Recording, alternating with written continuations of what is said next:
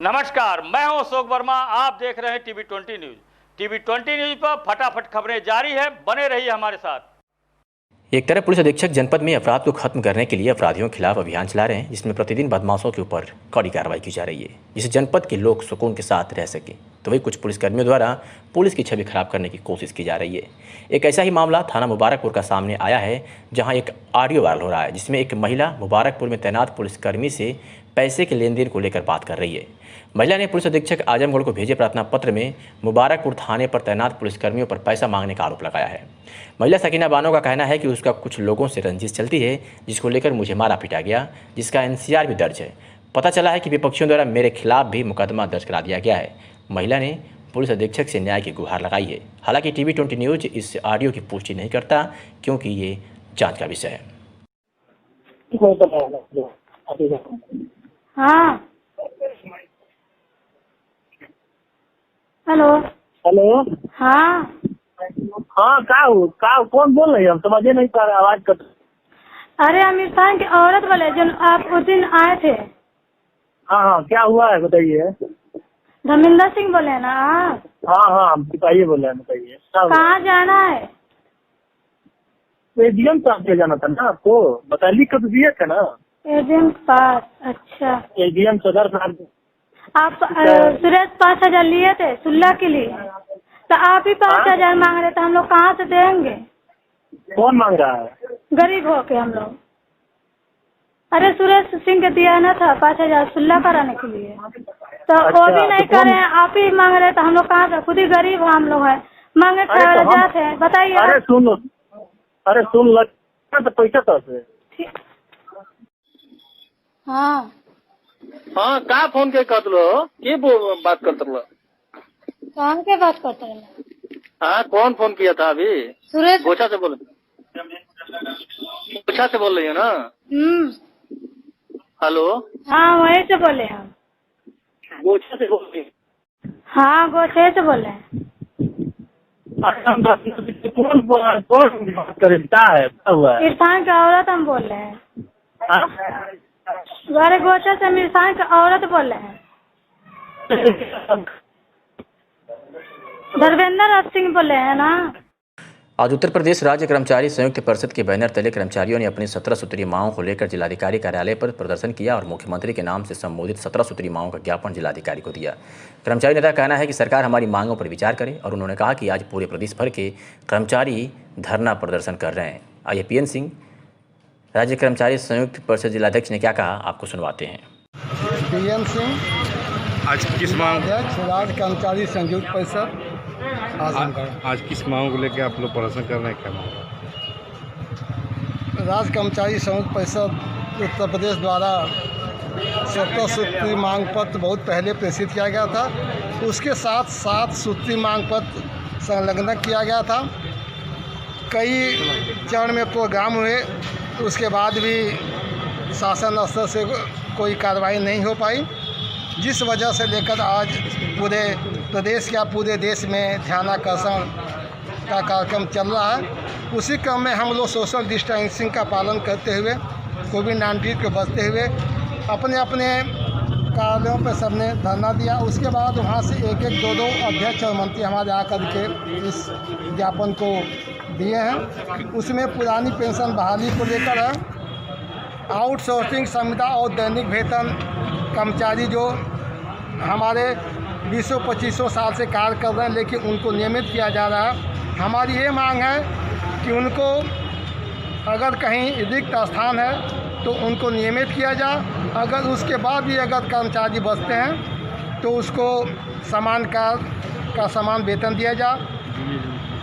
DA को लेकर है समस्या।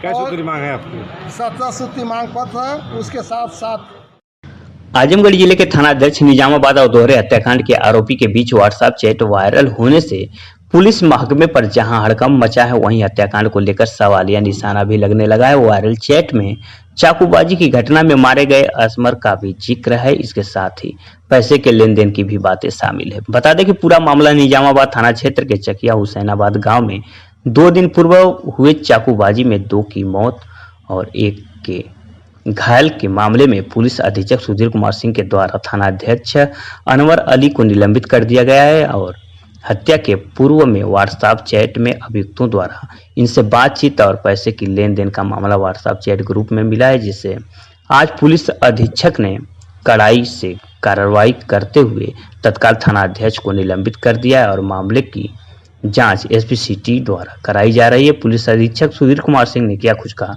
आइए सुनवाते हैं आपको। दिनांक 13/10 को थाना निजामाबाद क्षेत्र के चकिया हुसैनाबाद ग्राम में चाकूबाजी की घटना हुई थी, जिसमें 3 लोग घायल हुए थे, जिनके बाद में 2 की इलाज के दौरान मृत्यु हो गई थी।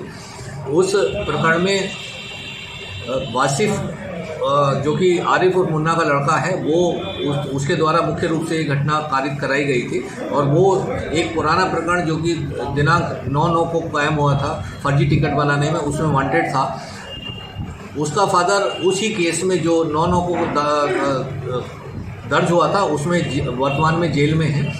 इतने 9/9 से अब तक यानी कि लगभग 1.25 महीने बाद तक इसकी गिरफ्तारी थानाध्यक्ष द्वारा नहीं की गई और उसके परिणाम स्वरूप ये घटना इस गांव में वासिफ द्वारा कारित कराई गई। उसमें उसे दोषी मानते हुए थानाध्यक्ष निजामाबाद अनवर अली को मेरे द्वारा लाइन हाजिर किया गया था और एसपी सिटी को प्रारंभिक जांच दी गई थी। प्रारंभिक जांच में जो प्रथम दृष्टया दोषी पाते हुए इन्हें अनवर अली को तत्काल प्रभाव से निलंबित किया गया है। इसके अलावा एक और इनका व्हाट्सएप चैट वायरल हो रहा है, जिसमें जो अभियुक्त है आरिफ और मुन्ना जो कि जेल में, उससे इनका कुछ कन्वर्सेशन है। उस कन्वर्सेशन को भी इस जांच में लिया गया है और जांच के उपरांत जो भी अग्रिम कार्रवाई होगी वो की जाएगी। अतरौली थाना क्षेत्र के भ्यूरा ग्राम सभा में बुधवार की सुबह कूड़ा फेंकने की मामूली विवाद में 2 पक्षों में खूनी संघर्ष हो गया, जिसमें 80 वर्षीय वृद्धा की जान चली गई तथा 60 वर्षीय वृद्धा गंभीर रूप से घायल हो गया। भ्यूरा ग्राम सभा निवासी अवधू पुत्र बेकारू का गांव के ही विजय पुत्र हरिलाल तथा प्रमोद पुत्र हरिश्चंद्र से बुधवार की सुबह लगभग 7 बजे अपने घर का कूड़ा करकट झाड़कर अवधू के खेत में फेंकने लगे, जिस पर अवधू द्वारा विरोध किया गया तो दोनों पक्षों में गाली गलौज व मारपीट होने लगी। मारपीट के दौरान ही एक पक्ष द्वारा लकड़ी काटने की टांगे से अवधू के सर पर वार कर दिया, जिससे अवधू बुरी तरह घायल हो गए। रामरतन पिता को बचाने पहुंचा तो उस पर भी लोग टूट पड़े और रामरतन को भी घायल कर दिए, जिसे देखकर गांव के लोगों द्वारा उन्हें हॉस्पिटल लाया गया, जहां डॉक्टरों ने अवधू को मृत घोषित कर दिया तथा उनके पुत्र रामरतन को गंभीर हालत देखते हुए जिला अस्पताल रेफर कर दिया। इसके अलावा अवधू के पौत्र संतोष भी घायल हुआ है। सूचना मिलते ही उप जिलाधिकारी बुढ़नपुर दिनेश मिश्रा, क्षेत्राधिकारी महेंद्र शुक्ला, प्रभारी निरीक्षक अतरौलिया दिनेश यादव घटनास्थल पर पहुंचकर 3 लोगों को पकड़कर पूछताछ करने के लिए थाने लाई है। एसपी आजमगढ़ ने कहा कि इस पूरे मामले में 4 लोगों के विरुद्ध एफआईआर दर्ज किया गया है, जिसमें 3 लोगों को गिरफ्तार कर लिया गया है। कार्रवाई की जा रही है। क्या कुछ कहा है एसपी पुलिस इस मामले में एसडीएम बुढ़नपुर और एसपी आजमगढ़ ने, आपको सुनवाते हैं। घटी थी, अपना नाम बताइए, क्या घटना घटी थी? साहब, हम निर्मला देवी बोल रहे हैं भ्यूरा से। हमारे जो है बाबा खेत में कूड़ा खेत में देखने गए थे, गोबर और फेंकने गए थे, वहाँ कूड़ा करकट वो रखी थी, इसीलिए बोल दिए और ये लोग अपना टांगी से जो है मार दिए, जो पूरा एकदम उनको।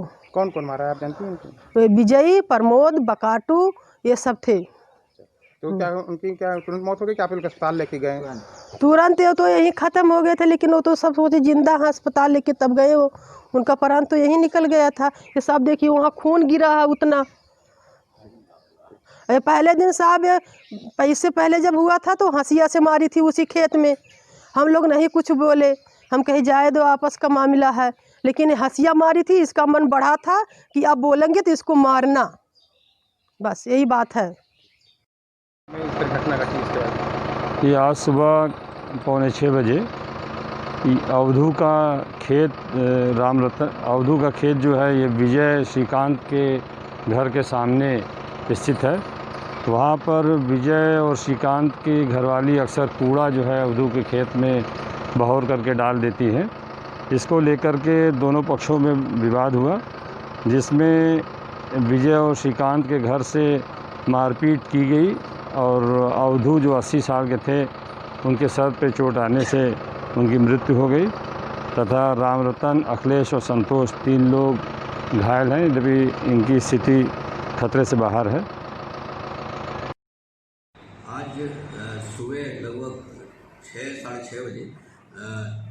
शिवदा गांव जो कि थाना अतरौलिया क्षेत्र में है, इसमें अनुसूचित जाति के दो पक्षों के बीच में सड़क पर कूड़ा डालने हेतु आपस में वाद विवाद हो गया और उसमें 3 लोग घायल हुए, जिसमें एक 80 वर्ष का लगभग 80 वर्ष का बुजुर्ग भी था। बाद में उस बुजुर्ग की अस्पताल में मौत हो गई है। इस संबंध में 4 लोगों के खिलाफ अभियोग पंजीकृत कराया गया है और जिसमें से 3 अभियुक्त गिरफ्तार कर लिए गए। ये दोनों के बीच मामूली कहासुनी सुबह हुई थी जो मारपीट में बदल गई। मारपीट के बाद एक बुजुर्ग की इसमें डेथ हो गई। आजमगढ़ के दीदारगंज थाना क्षेत्र की पुलिस ने 2 साथी लुटेरों को गिरफ्तार किया है और इनके पास से लूटी हुई दर्जनों मोबाइल व कई असलहे बरामद किए हैं। साथी लुटेरे रास्ते पर चलने वाले राहगीरों से लूटपाट करते थे और उन्हें घायल कर उनके पास से मोबाइल व नकदी लूट लिया करते थे। पुलिस ने इस पूरे मामले में हवाला तस्करी से भी जोड़कर इन सभी अभियुक्तों को देख रही है और उनका रिकॉर्ड खंगालने में लगी है। पूरे मामले में पुलिस टीम को 5,000 रुपये का इनाम पुलिस अधीक्षक द्वारा दिया जाएगा। इन अपराधियों द्वारा कई घटनाओं को अंजाम दिया गया है और इसमें एक अभियुक्त फरार है, जिसकी पुलिस सरगर्मी से तलाश कर रही है। क्या कुछ कहा एसपी आजमगढ़ ने, आपको सुनवाते हैं। आज बरामद हुआ क्या? ये थाना दीदारगंज में पुलिस टीम द्वारा 2 शातिर लुटेरे पकड़े गए हैं जो राहगीरों से मोबाइल और पैसे लूटने का काम किया करते थे। ऐसी एक घटना इनके द्वारा थाना दीदारगंज में दीदारगंज क्षेत्र में कारित की गई थी 12 तारीख को, जिसमें रुपए लूटे थे और तमंचे की मूठ मारकर घायल कर दिया गया था एक व्यक्ति को। इनके पास से तमंचा बरामद हुआ है। ये पुलिस मुठभेड़ में गिरफ्तार हुए हैं। इनके पास से 8 मोबाइल बरामद हुए हैं, लूटा गया पैसा बरामद हुआ है और इनके द्वारा बहुत सारी घटनाएं कारित की गई हैं, क्योंकि छोटी मोटी थी। मोबाइल लूटने के लोग जनरली लिखाते नहीं हैं, वो बहुत सारी घटनाएं इनके द्वारा कारित की गई हैं। सभी का पता लगाया जा रहा है और इसका एक साथी फरार है, जिसकी गिरफ्तारी के प्रयास किए जा रहे हैं। सर, ये असलहा लाते कहाँ से हैं और कुछ असलहे जो हैं सेल्फ मेड दिखाई दे रहे हैं, तो वो किस तरीके से? देखिए, इनके द्वारा ये भी इनसे पूछताछ की गई थी कहाँ से लाते हैं और कहाँ असले बनते हैं। इनके द्वारा उसका इनपुट भी दिया गया है, उस पर भी काम चल रहा है। ठीक है। पुलिस टीम को इनाम क्या दिया? देखिए, ये 5,000 रुपये मेरे द्वारा इस पुलिस टीम को इनाम दिया। परिषदीय स्कूलों में बच्चों के ड्रेस की सिलाई के नाम पर करोड़ों रुपए का खेल खेला जा रहा है। प्रबंध समिति और शिक्षा विभाग की मिलीभगत से दीदियों की सिलाई के जरिए करोड़ों रुपए की कम मारी जा रही है। प्रबंध समिति में शामिल हेडमास्टर दूसरों से सिलाई कर समूह की दीदियों के हाथों बच्चों में ड्रेस का वितरण कर रहे हैं। वहीं मेहनगर में सिलाई के नाम पर फर्जीवाड़ा का मामला सामने आया है। ना ही युविका से कपड़ा खरीदा गया और ना ही दीदियों से सिलाई कराई गई है। हेडमास्टरों ने निजी फॉर्म से कपड़ा खरीद कर दूसरों से सिलाई कराई गई है। तो वही बीएसए का कहना है कि शासनादेश के अनुसार समूह, प्रवासी मजदूर व स्थानीय टेलर से स्कूल ड्रेस सिलवाया जा सकता है। भारत रक्षा दल ने नगर में प्राचीन महामाई के स्थान पर स्वच्छता अभियान चलाया है और कहा है कि कोरोना महामारी को देखते हुए लोग अपने अपने घरों पर ही और नगर के मंदिर में ही पूजा अर्चना करेंगे। आपको बता दें कि जैनपुर नगर पंचायत अंतर्गत नौसहरा वार्ड में महामाई मंदिर को साफ सफाई अभियान चलाकर पूरा मंदिर परिसर को साफ किया गया। जैसा कि नवरात्रि पर्व निकट है, शनिवार से नवरात्रि चालू है। इस कोरोना महामारी में लोग अपने अपने घरों और नगर में मंदिर में पूजा अर्चना करेंगे। इसके मद्देनज़र भारत रक्षा दल के कार्यकर्ताओं ने सफाई अभियान चलाकर पूरे मंदिर परिसर को साफ किया और उसकी सराहना जन जन में किया जा रहा है। इस मौके पर मदन शर्मा, मोहम्मद आसिफ, दिनेश मणि त्रिपाठी, हाजी अनवर, डॉक्टर महेंद्र राम यादव सहित तमाम लोग मौजूद रहे।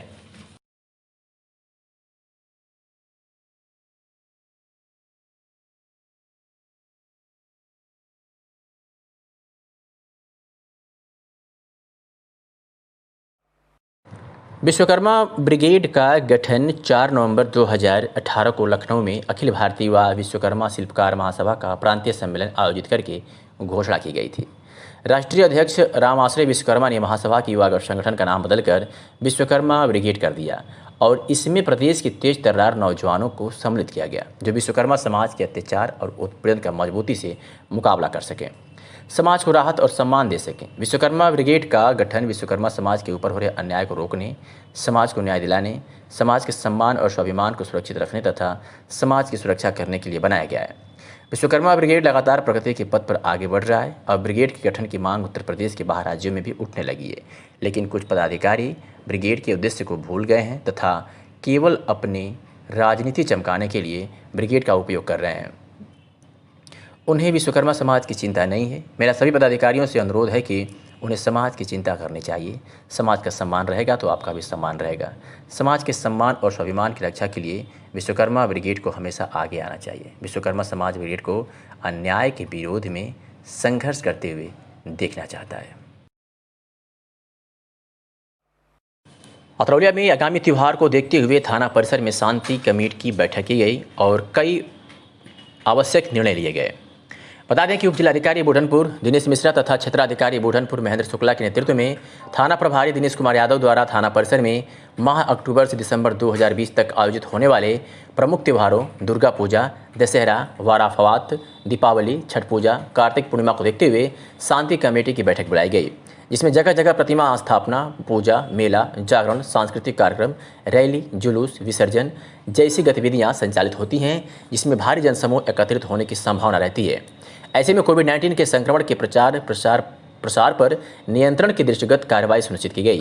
जैसे कंटेनमेंट जोन में किसी भी आयोजन की अनुमति नहीं होगी। आयोजकों को अपने समस्त स्टाफ के लिए मास्क, सैनिटाइजर, साबुन की पर्याप्त व्यवस्था की जाए। शारीरिक दूरी तथा मास्क पहनने के मानकों के रामलीला बंद कमरे हाल जिसकी निर्धारित क्षमता 50% किंतु अधिकतम 200 व्यक्तियों तथा face mask, sanitiser, hand wash के साथ आयोजन स्थल पर सार्वजनिक रूप से प्रचार प्रसार हेतु PA सिस्टम का उपयोग किया जाए।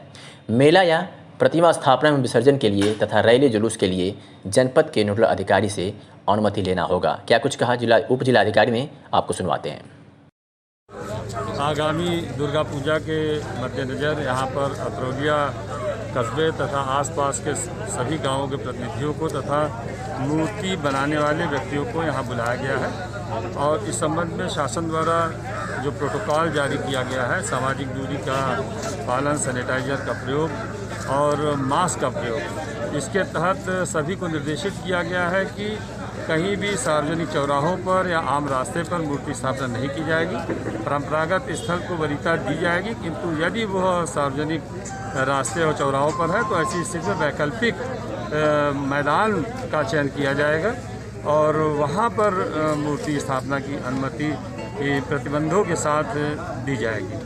इसके लिए सभी जो मूर्ति निर्माता हैं उनसे कहा गया है कि आप अपने यहाँ रजिस्टर बनाए रखें और मूर्तियों का आकार बढ़ाना हो और जिस भी समिति को दुर्गा पूजा की समिति को आप मूर्ति का विक्रय करेंगे उसका पूरा विवरण, नाम, मोबाइल नंबर और कितने फीट की मूर्ति दी गई है, यह सारे विवरण उसमें अंकित किए जाए। और साथ ही जो विसर्जन का कार्य होगा इसमें छोटे वाहनों का प्रयोग होगा और अधिकतम 5 से ज़्यादा व्यक्ति विसर्जन हेतु मूर्ति के साथ नहीं जाएंगे। और जैसा कि माननीय उच्चतम न्यायालय द्वारा पूर्व निर्देश जारी किया गया है कि गड्ढा खोद करके और उस पर जो है मूर्ति का विसर्जन किया जाएगा और नदी में कोई विसर्जन नहीं होगा। इस संबंध इसका सख्ती से पालन किए जाने के निर्देश सभी समितियों को, जो दुर्गा पूजा समितियां हैं। आजमगढ़ जनपद में SP सुधीर कुमार सिंह के निर्देश में अपराध व अपराधियों पर पैनी नज़र रखी जा रही है और किसी भी हाल में उनको बख्शा नहीं जा रहा है। इसी के तहत अपराधियों पर नियंत्रण हेतु चलाए जा रहे अभियान के तहत आजमगढ़ की विभिन्न थाना पुलिस को बड़ी कामयाबी हाथ लगी है। आपको बता दें कि थाना सरायमीर की पुलिस व मुबारकपुर की पुलिस ने संयुक्त कार्रवाई में कई अपराधियों को गिरफ्तार कर जेल भेज दिया है, जिसके बाद अपराध खेमे में हड़कंप मचा हुआ है। थाना सरायमीर की पुलिस ने अपनी कार्रवाई में एक अदद तमंचा 12 बोर व 2 अदद जिंदा कारतूस 12 बोर के साथ जहां अभियुक्त को गिरफ्तार करने में सफलता हासिल की है, तो वही थाना मुबारकपुर की पुलिस ने भी दहेज हत्या से संबंधित एक नफर वांछित अभियुक्त को गिरफ्तार किया है। ये पूरी गिरफ्तारी और ये पूरी कार्रवाई SP आजमगढ़ सुधीर कुमार सिंह के निर्देश पर पुलिस ने की है।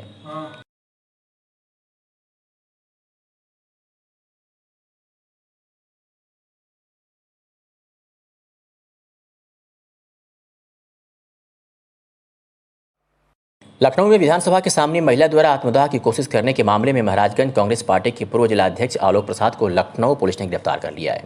आलोक प्रसाद की गिरफ्तारी के विरोध में महाराजगंज में आज कांग्रेस पार्टी के कार्यकर्ताओं ने प्रदेश कांग्रेस कमेटी के उपाध्यक्ष वीरेंद्र चौधरी, जिलाध्यक्ष विपिन पाल के नेतृत्व में कलेक्ट्रेट परिसर में प्रदर्शन किया और अपनी गिरफ्तारी दी। इससे पहले ACP आलमबाग महाराजगंज पहुंचकर आत्मदाह की कोशिश मामले की छानबीन की और कोतवाली तथा महिला थाने से सभी पत्रों की जांच पड़ताल की। आज विरोध प्रदर्शन के दौरान कांग्रेसियों ने कहा कि सरकार महिलाओं को न्याय नहीं दिला पाई, जिससे वो आत्महत्या का प्रयास किया। कांग्रेसियों ने स्थानीय विधायक की सह पर कार्रवाई न करने की बात कह आलोक को बेकसूर बताया। आलोक पूर्व राज्यपाल सुखदेव प्रसाद के पुत्र हैं और कई बार महाराजगंज के कांग्रेस जिला अध्यक्ष रह चुके हैं। इस समय आलोक अनुसूचित प्रकोष्ठ के प्रदेश अध्यक्ष हैं। आलोक को लखनऊ पुलिस ने आत्महत्या के लिए उकसाने का मुकदमा दर्ज कर गिरफ्तार किया है। रात में 2 बजे के आसपास लखनऊ की पुलिस हमारे उत्तर प्रदेश कांग्रेस कमेटी के अनुसूचित जाति के चेयरमैन जो उत्तर प्रदेश के अध्यक्ष हैं, उनके घर पे पहुंचती है। बिना किसी सर्च वारंट के, बिना किसी सूचना के पहुंचती है और उनसे ये कह के कि आप चलिए थाने पे, आपके खिलाफ नोटिस है और नोटिस पे आपको साइन करना है। लगातार आपको नोटिस दी जा रही है और नोटिस पे आप साइन नहीं कर रहे हैं। बिना बताए अकारण ही उनको उठा के हजरतगंज कोतवाली पे बैठाए हुए। हम उसके विरोध में उत्तर प्रदेश सरकार से, इस सरकार से यह मांग करने के लिए यहाँ इकट्ठा हुए हैं कि झूठे मुकदमे में अनावश्यक किसी कारण से अगर कोई सर्च वारंट रहा हो या कोई मुकदमा रहा हो तो हमारे चेयरमैन को उठाया जाता। तो फिर चूँकि आप जानते हैं आलोक प्रसाद जी इसी जनपद के रहने वाले हैं, इसी विधानसभा के नेता हैं, इस जनपद के नेता हैं, तो हम उनको उस उत्तर प्रदेश सरकार से मांग करते हैं कि तुरंत अविलंब भी उनको वहाँ से छोड़ा जाए। जी, एक आरोप लगा है, उत्तर प्रदेश पुलिस ने एक मुकदमा दर्ज किया है वहाँ पर आत्महत्या के लिए उकसाने के लिए, उसमें नाम आ रहा है आलोक जी का, क्या है पूरा मामला? जैसा आप जानते हैं, कल वहाँ पे उत्तर प्रदेश में भारतीय जनता पार्टी के कार्यालय के सामने लखनऊ में जो घटना हुई है वो हमने भी वीडियो देखा है, आपने भी देखा है, पूरी उत्तर प्रदेश की जनता ने देखा है। जिस तरह अत्याचार उत्तर प्रदेश में लोगों के ऊपर हो रहे हैं उसका एक साफ जीता जाता उदाहरण कल की घटना थी। वो महिला निराश होके, मजबूर होके, उसे जब कहीं पे न्याय नहीं मिला, अगर उसे न्याय मिला होता, मैं आपसे पूछना चाहता हूँ, अगर न्याय मिला होता तो उसे आत्मदाह करने की आवश्यकता नहीं पड़ती है। उसे न्याय नहीं मिला तो आत्मदाह करने के लिए वो लखनऊ गई। ये आरोप कि कांग्रेस पार्टी के नेता ने उसे उकसाया है, ये मुझे कहता हूँ कि सरासर गलत है। आलोक प्रसाद तो अपनी चुनावी अभियान में लगातार 3-4 दिन से आप लगातार उनके पास वीडियो आप देख रहे होंगे कि उत्तर प्रदेश में जो उपचुनाव हो रहे हैं वहाँ पे उनकी चुनाव में उनकी ड्यूटी लगी हुई है। तमाम विधानसभाओं में वो लगातार बारी बारी जा रहे हैं और ये आरोप लगा देना कि उकसावा के देना, उकसा के कांग्रेस पार्टी ने ऐसे बजाया उस लड़की को, ये सरासर गलत है। मैं मानता हूँ कोई भी पीड़िता, कोई मजबूर व्यक्ति, कोई भी अन्याय से जूझता हुआ व्यक्ति जब किसी भी नेता के पास आएगा, वो आप बताइए चाहे कांग्रेस का हो, समाजवादी का, भारतीय जनता पार्टी का, उसके लिए वो ज़रूर बात करेगा। लेकिन मैं इस मामले में तो मैं मानता हूँ कि इस मामले में तो किसी कांग्रेस पार्टी के नेता से वो मिली भी नहीं है। वो पीड़िता अनावश्यक रूप से उसे फंसाने के लिए ये साजिश रची जा रही है। जहाँ तक मुझे जानकारी है उस महिला ने यहाँ पे 3-4 दिन पहले यहाँ पे धरना दिया था। 10 से 4 बजे तक वो बैठी थी उस धरना में। उसके बाद यहाँ के पुलिस ने, महाराजगंज की पुलिस ने उसे उठा के ले गई थी, रात भर उसको वहाँ रोकी थी, उसके बाद उसे छोड़ा था, ये जानकारी है। और किसके दबाव में ले गई थी ये आप जानते हैं, क्योंकि वो जो मकान है जहाँ पे उस महिला की शादी हुई है, जो बताया जाता है मुझे जानकारी है, मैं स्पष्ट इसकी नहीं कह सकता क्योंकि स्पष्ट सबूत नहीं है मेरे पास, लेकिन जहाँ उसकी शादी हुई है वहाँ भारतीय जनता पार्टी के विधायक का घर है और उनके दबाव में यहाँ की पुलिस ने उसको यहाँ उठाया था।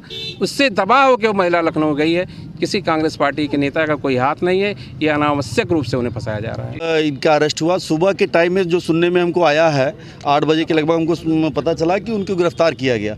तो मेरे नॉलेज में ये आया था कि गोंडा में जो जिस तरीके से दलित बहनों के ऊपर जिस तरीके एसिड अटैक हुआ था, चूँकि अनुसूचित सेल के वो प्रदेश अध्यक्ष हैं और उनके भाई को पेशाब करके पिलाया गया था, जैसा कि फेसबुक के माध्यम से हम जानकारी हासिल की है। वहाँ उन लोगों का प्रतिनिधिमंडल जाने वाला था और यहाँ पे जो पोजीशन बना, जो महिला यहाँ पे काफ़ी पिछले 4 तारीख को शायद आई थी यहाँ पे धरना देने के लिए, जो कि सुनने में आता है कि वो निकाह भी की थी, जिससे उनकी निकाह हुई थी। वो सऊदी चले गए 2 साल पहले और 2 साल पहले तक यहाँ पे उनको खर्चा वर्चा देते रहते थे। लेकिन अब की बार क्या हुआ कि 6 महीने शायद खर्चा नहीं दिए रहते। वो इनके घर पे आई, कही कि नहीं मुझे घर में रहना है, हम यहीं पे आपकी बहू हैं, रहना चाहते हैं।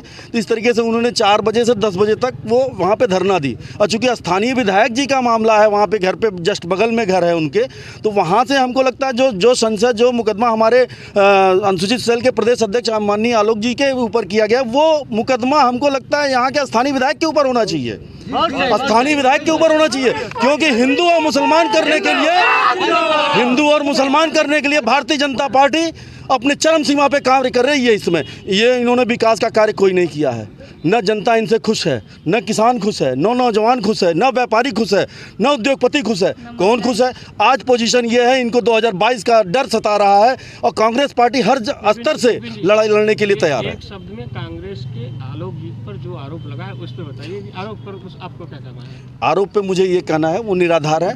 वीर बहादुर नगर में ही हम लोग का जिला कांग्रेस कार्यालय है। मैं डेली बैठता हूँ जिला कांग्रेस कार्यालय पे, जनता दरबार लगता है। उसमें मैं डंके के चोट पे कह सकता हूँ, मोबाइल रिकॉर्ड आलोक जी का दिखा सकते हैं, चाहे आप निकलवा लीजिए, पुलिस प्रशासन निकलवा ले, उनके मोबाइल पे ना उसका फ़ोन आया होगा, ना इनका फ़ोन उनके मोबाइल पे गया होगा। मैं इसके दावे के साथ कहता हूँ। और यहाँ का जो भी मामला है वो प्रदेश अध्यक्ष जी तो लखनऊ की यात्रा करते हैं, पूरे प्रदेश की यात्रा करते हैं। मीन जो भी मामले होते हैं महाराजगंज में वो विपिन पाल देखते हैं, मैं देखता हूँ, अवनीश पाल देखते हैं, जिला अध्यक्ष मैं देखता हूँ। जो भी आरोप लगना चाहिए मेरे ऊपर लगना चाहिए। जिला कांग्रेस कमेटी के प्रवक्ता ओकार पांडे ने कहा कि आजमगढ़ कांग्रेस अध्यक्ष प्रवीण कुमार सिंह की सेवा सत्याग्रह संघर्षों से भरे ऐतिहासिक बेमिसाल 1 वर्ष के कार्यकाल के पूर्ण होने के उपलक्ष्य में कोविड-19 के सभी नियमों एवं सोशल डिस्टेंसिंग का पालन करते हुए 15 अक्टूबर 2020 को दिन में 12 बजे से पालीवाल मैरिज हॉल हरबंसपुर में जिलाध्यक्ष प्रवीण कुमार सिंह की अध्यक्षता में आजमगढ़ कांग्रेस द्वारा 1 साल बेमिसाल कार्यक्रम का आयोजन किया गया है, जिसमें मुख्य अतिथि ललितेश त्रिपाठी, पूर्व विधायक एवं विशिष्ट अतिथि विश्व विजय सिंह, महासचिव उत्तर प्रदेश कांग्रेस कमेटी होंगे। कार्यक्रम में सभी ब्लॉकों से आए हुए 10-10 नेताओं एवं सभी नगर पंचायत क्षेत्रों से आए हुए 5-5 नेताओं एवं नए युवाओं को कांग्रेस पार्टी की बड़े पैमाने पर जिला अध्यक्ष प्रवीण कुमार सिंह द्वारा सदस्यता दिलाई जाएगी। ज्ञातव्य है कि 1 वर्ष के अंदर जिला अध्यक्ष प्रवीण कुमार सिंह द्वारा लगभग 300 युवाओं को कांग्रेस पार्टी में शामिल किया गया है, जो सक्रियता से अपनी जिम्मेदारियों का निर्वहन कर रहे हैं। नए चेहरों को पार्टी में शामिल करने के महाअभियान का 15 अक्टूबर 2020 से आरंभ हो जाएगा, जो अनवरत चलता रहेगा। आजमगढ़ के थाना क्षेत्र कोतवाली के बवाली मोड़ पर आज एक अज्ञात व्यक्ति का शव मिला है, जिसकी शिनाख्त हेतु आसपास के व्यक्तियों को दिखाया गया, परंतु शिनाख्त नहीं हो पा रही है। कोतवाल के गुप्ता ने बताया कि यदि बरामद शव के संबंध में किसी को किसी प्रकार की सूचना प्राप्त होती है तो कृपया प्रभारी निरीक्षक कोतवाली के CUG नंबर 9454402914 पर सूचना देने का कष्ट करें। आजमगढ़ विद्युत विभाग का मेसर्स आकाश इंडस्ट्रीज पर कानूनी डंडा चला है। आपको बता दें कि विद्युत चोरी के संबंध में प्राप्त गुप्त सूचना के आधार पर कल मेसर्स आकाश इंडस्ट्रीज ग्राम सठियाव, थाना मुबारकपुर, जनपद आजमगढ़ के औद्योगिक परिसर पर रेड कार्रवाई की गई है। इस कार्रवाई में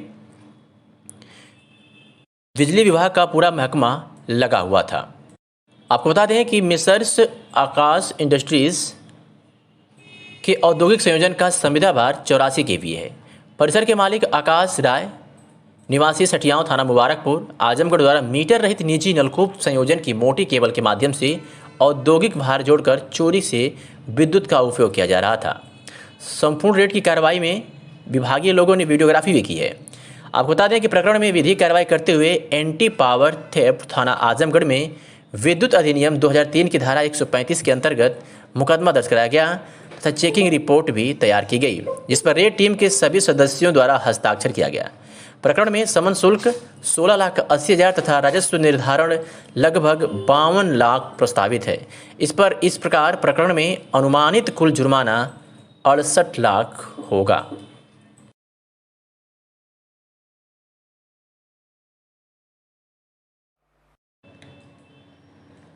जैनपुर थाना क्षेत्र के स्थानीय कस्बे में 6 वर्षीय की बालिका के साथ उसके घर के बगल के एक युवक ने दुष्कर्म किया, जिसकी गिरफ्तारी हो चुकी है। पीड़िता के इलाज के हित परिवार आर्थिक रूप से असमर्थ है, जिसको देखते हुए विधायक वंदना सिंह आज इलाज के बाद घर पहुंची। पीड़ित बच्ची का हाल जानने सगड़ी विधायक वंदना सिंह पीड़ित बच्ची के घर पहुंचकर परिजनों को 10,000 का आर्थिक सहायता दी एवं हर संभव मदद की बात बोली। विधायक वंदना सिंह ने कहा कि पैसा का काफ़ी अभाव है, मैंने तत्काल 10,000 का सहयोग किया हूँ और आगे हर संभव मदद करूँगी। परिजनों ने सगड़ी विधायक से मांग की है और कहा है कि अभियुक्त को कड़ी से कड़ी सजा मिलनी चाहिए। परिजनों की बात सुनकर विधायक वंदना सिंह ने कहा कि गलत हुआ है, इंसाफ होगा, किसी भी हाल में दोषी को बख्शा नहीं जाएगा। वहीं मीडिया से बातचीत करते हुए विधायक वंदना सिंह ने कहा कि मुझे सूचना मिले कि पीड़ित बच्ची घर आ गई है। बच्ची का हाल चाल जानने के लिए मैं आज पुनः पीड़ित बच्ची के घर मिलने आई हूँ। पीड़ित बच्ची एवं उसकी माँ से हमारी मुलाकात हुई है। बच्ची स्वस्थ है, बच्ची ने भी मुझसे बात की है। विधायक वंदना सिंह ने कहा कि इस विषय पर मैं उच्च अधिकारियों से बात करूंगी और हर संभव मदद दिलाने का प्रयास करूंगी। इस दौरान विधायक प्रतिनिधि नागेंद्र यादव, पप्पू मास्टर, पप्पू पाठक आदि लोग मौजूद रहे। देखिए, इसके पहले भी हम आए हुए थे तो उस दिन बच्ची नहीं थी घर पे, उसकी माँ भी नहीं थी। और जैसे ही मुझे पता चला कि बच्ची घर पे आ गई है, बल्कि मुझसे मिलने उसकी माँ भी गई हुई थी और बेचारी बोल तो पा ही नहीं रही थी, रोए जा रही थी अपने बच्ची की दुख का बयां करके। और उसके परिवार की हालत इतनी ख़राब है कि आज उन लोगों के लिए भरण पोषण के लिए भी मुश्किल हो रहा है। लड़की का पिता जो है सऊदी में रहते हैं और वहाँ ड्राइवरी का काम करते हैं, और ड्राइवरी के काम से इस समय जो कोविड-19 का काल चल रहा है, इस समय उनके लिए मुश्किल हो रहा है। भाई वहाँ अपना नहीं पाएंगे तो इनको कहाँ से देंगे, कहाँ से भेजेंगे। तो हमने उसको अपने तरफ से कुछ आर्थिक मदद की है और मैंने आज ही डीएम साहब को फ़ोन लगाया था। मैंने उनको बताया हम कि बच्ची घर पे आ गई है और शासन से कोई उसके पास मिलने तक नहीं गया, उसका हाल चाल लेने नहीं गया। तो मैं अपनी तरफ से आपसे दरख्वास्त करती हूँ कि उसकी कुछ मदद करें, कुछ तो उसकी मदद करें। बाकी तो सरकार से मैं यहाँ से जाऊँगी, उनसे मिलूँगी माननीय मुख्यमंत्री जी से और उनसे अपील करूँगी कि ये मेरे बाज़ार मेरी बस्ती की बात है, कुछ उसकी मदद हो। आगे उसका जीवन कैसे चलेगा, उसकी पढ़ाई की समस्या है, उसके भरण पोषण की समस्या है, उसके पूरे जीवन की समस्या है। तो देखते हैं माननीय मुख्यमंत्री जी मुझे क्या आश्वासन देते हैं, क्या करते हैं। बाकी मैं अपनी तरफ से पूरा लगी रहूँगी। परिजनों से आपने बात की है, वो क्या चाह रहे हैं? जो आरोपी पकड़ा गया है तो उनकी क्या अपेक्षा है कि आरोपी के साथ क्या किया जाए? परिजन का देखिए, परिजन में एक दादाजी थे, रोए ही जा रहे थे। दादाजी, ये है दादाजी, साइड में खड़े हो जाओ। दादाजी का कहना है कि इनको इंसाफ चाहिए और ये अपराधी के उसमें खड़े हुए हैं कि अपराधी को सजा मिले और उसको फांसी हो। जनपद में 6 कंटेनमेंट जोन बढ़ाए गए हैं, जिसकी जिलाधिकारी ने घोषणा कर दी है। जिलाधिकारी ने कहा कि कंटेनमेंट जोन के निर्धारण के संबंध में दी गई व्यवस्था के अनुसार जिन क्षेत्रों में कोविड-19 के मरीजों की पुष्टि हुई है, उसमें महेंद्र के घर के आसपास का क्षेत्र राजस्व ग्राम जाफरपुर तहसील सदर, विपिन सिंह के घर के आसपास का क्षेत्र राजस्व ग्राम पुरानापुर तहसील सदर, प्रशांत के घर के आसपास का क्षेत्र मोहल्ला हरिवंशपुर नगर पालिका परिषद आजमगढ़, राकेश कुमार यादव के घर के आसपास का क्षेत्र राजस्व ग्राम लचीरामपुर तहसील सदर, कुंवर प्रणव के घर के आसपास का क्षेत्र राजस्व ग्राम घोरड़ तहसील सदर और अमित कनौजिया के घर के आसपास का क्षेत्र राजस्व ग्राम अंबरपुर तहसील निजामाबाद का संपूर्ण क्षेत्र कंटेनमेंट जोन होगा। जिलाधिकारी ने कहा कि इन क्षेत्रों में कंटेनमेंट जोन प्रोटोकॉल का 100% अनुपालन सुनिश्चित किया जाएगा।